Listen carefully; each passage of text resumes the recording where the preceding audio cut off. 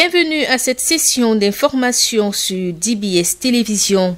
Au Soudan, le bilan des affrontements entre tribus rivales au Darfour continue de grimper. Les derniers chiffres rendus publics mercredi par des sources médicales font état de plus de 200 morts et des centaines de blessés, dont des membres des forces armées. L'agence officielle soudanaise Sunna, citant la branche locale du syndicat des médecins, avait rapporté plutôt un bilan de 50 morts et précisé que les affrontements se poursuivaient. Au total, au moins 214 personnes ont péri lors des 3 jours de violence dans les 2 États du Darfour, vaste région meurtrie par des années de conflits. Selon des sources locales, les heurts ont éclaté le week-end dernier entre la tribu Al-Masali et des nomades arabes après une dispute entre 2 individus. Des milices armées de la région favorables aux nomades arabes ont ensuite attaqué El Djenena et plusieurs maisons ont été incendiées. Ces violences sont des plus meurtrières depuis la fin, le 31 décembre 2020, de la mission de paix conjointe de l'ONU MINUAD et de l'Union africaine au Darfour, présente dans cette vaste région depuis 13 ans. Khartoum a imposé depuis samedi un couvre-feu au Darfour Ouest. L'association des professionnels soudanais, l'un des fers de lance du mouvement de contestation qui avait renversé Omar El-Béchir, a indiqué que les violences s'étaient étendues au camp de déplacés internes. En octobre 2020, le gouvernement de transition mis en place après la chute du président Omar El-Béchir a signé un accord de paix avec plusieurs groupes rebelles, notamment du Darfour, mais certains groupes insurgés de cette région avaient refusé de signer. Au Mali, plusieurs organisations de la société civile ont appelé mercredi 20 janvier à une marche pour exiger le départ des soldats français. La police malienne a empêché le rassemblement prévu dans la capitale Bamako dans l'après-midi, malgré l'interdiction de cette manifestation par les autorités.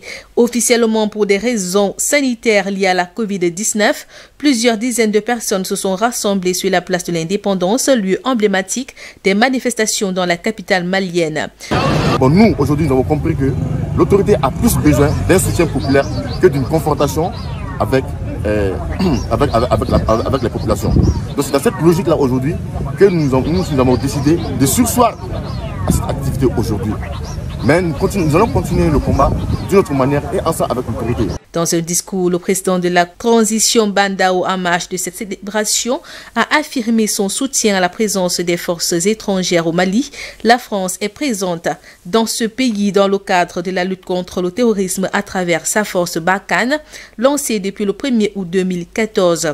Cette force intervient dans d'autres pays du Sahel menacés par le terrorisme, dont le Niger et le Burkina Faso. Tout comme au Mali, dans les autres pays aussi, la présence militaire française est régulièrement dénoncée par une partie de l'opinion qui l'assimile à une perpétuation de l'impérialisme français sur les anciennes colonies. En République démocratique du Congo, l'ancien président de la Commission électorale nationale et indépendante, Daniel Ngoï Mulunda, proche de Joseph Kabila, est dans les couloirs de la justice. Le pasteur de la nouvelle église méthodiste qu'il a créée en 2004 a été arrêté au lendemain d'une prédication livrée le samedi 16 janvier devant ses fidèles à Lumumbashi, dans le Haut-Katanga. Il n'y a pas longtemps, nous nous sommes combattus et divisés. Nous-mêmes avons été auteurs, nous Katangais, de fragiliser le pouvoir que nous avions. Nous nous sommes divisés et le pouvoir est parti. Le pouvoir est parti. Nous avons été tellement orgueilleux, imbus de nous-mêmes. Notre mère avait tout, nous avions tout. Et nous nous sommes divisés.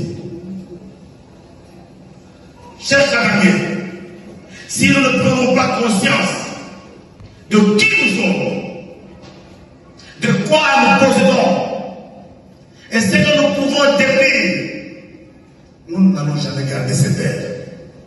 Placé en détention provisoire, il a été conduit à la prison de Kassapa.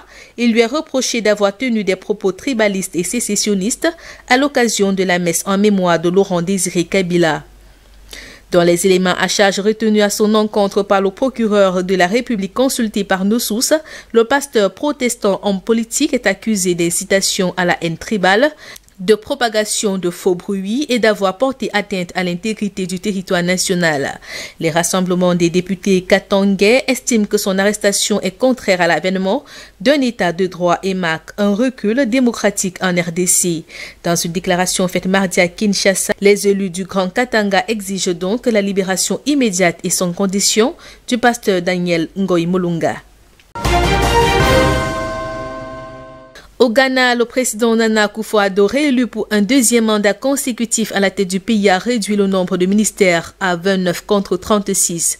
De ce fait, le nombre de ministres, vice-ministres et ministres régionaux à nommer ne dépassera pas 85. Selon un communiqué de la présidence, la liste des Ghanéens retenus qui occuperont les fonctions de ministres et de vice-ministres lors du deuxième mandat du chef de l'État sera publiée dès que le Parlement constituera sa commission des nominations. D'après les mêmes sources, la liste écarterait les anciens députés nommés ministres ou vice-ministres élus députés aux dernières élections législatives, précisant que ces personnes avaient automatiquement perdu l'occasion d'être à nouveau nommées à un poste ministériel. C'est donc plus de 40 ministres et vice-ministres de la première administration Akufo-Addo qui ont perdu leur siège parlementaire, qui ne se retrouveront pas dans le nouveau gouvernement. Et puis au Mozambique, la montée des rebelles islamistes dans le nord du pays, précisément dans la province de Cabo Delgado, préoccupe la communauté internationale avec les soutiens qui se multiplient. Après ceux des États-Unis et de l'Afrique du Sud, le président Philippe Nyusi a reçu l'appui de son voisin tanzanien. Les deux pays qui se sont longtemps disputés sur leurs responsabilités respectives dans la montée du terrorisme régional mènent depuis novembre dernier des opérations de police conjointes des deux côtés de leurs frontières. Installé depuis 2017 dans la région, le groupe des Chebab affilié à l'État islamique multiplie les attaques. Ces dernières semaines, ils se sont dangereusement rapprochés des installations de vastes unités de liquéfaction de gaz en construction. Jusqu'à présent, l'armée mozambicaine s'est révélée incapable d'enrayer leur progression. Début janvier, Total a dû évacuer son personnel du site d'Afanji, menacé par les incursions. Le projet stratégique pour le Mozambique l'est tout autant pour Total et pour l'Europe qui cherche à diversifier ses sources d'approvisionnement en gaz. Sur la route pour rejoindre l'Europe, au moins 43 migrants africains ont péri mardi après le naufrage de leur embarcation au large des côtes libyennes.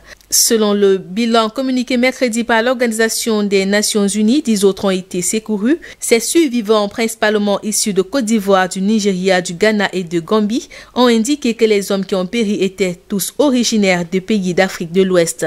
D'après les explications fournies par les experts de l'ONU, leur bateau avait embarqué aux premières heures de la matinée depuis la ville de Zaouira, à environ 50 km à l'ouest de Tripoli.